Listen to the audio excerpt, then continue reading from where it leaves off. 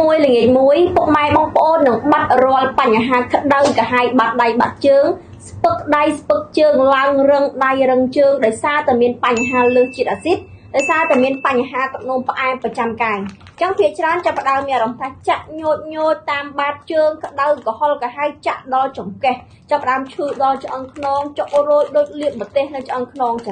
ចឹងចំពោះបញ្ហាទាំងអស់នេះគ្រាន់តែប្រើជាមួយនឹងផលិតផល V Hope នេះមួយថ្ងៃ2ដងព្រឹកមួយល្ងាចមួយនឹងទទួលបានផលពិតៗតែម្ដងជាពិសេសក្នុងការប្រើប្រាស់គឺមិនបារម្ភប៉ះពាល់សុខភាពដោយសារតែ V Hope នេះគឺជាផលិតផលធម្មជាតិហើយឆ្លងកាត់ការត្រួតពិនិត្យត្រឹមត្រូវហើយមានលេខបញ្ជីការច្បាស់លាស់អញ្ចឹងសម្រាប់ពុកម៉ែបងប្អូនដែលកំពុងតែមានការរលាកសន្លាក់រ៉ាំរ៉ៃដូចជាការរលាកតាមឆ្អឹងខ្នងចង្កេះស្មាតាមសាច់ដុំឈឺលាន់ជង្គង់ពិបាកក្នុងការបត់បែនពិបាកក្នុងការធ្វើចលនាកុំភ្លេចជាមួយនឹងផលិតផល V Hope ដោយសារតែមានអតិថិជនដែលគាត់ប្រើគឺបានជាពិតប្រាកដជាពិសេសគឺបានផ្ដល់បទសម្ភាសន៍តែម្ដងអញ្ចឹងពុកម៉ែបងប្អូនដែលចង់ជ្រាបកាន់តែច្បាស់ចំពោះអតិថិជនដែលគាត់ប្រើទៅជាពិតប្រាកដតោះទៅតាមដានវីដេអូដែលគាត់បានប្រើប្រាស់ទាំងអស់គ្នា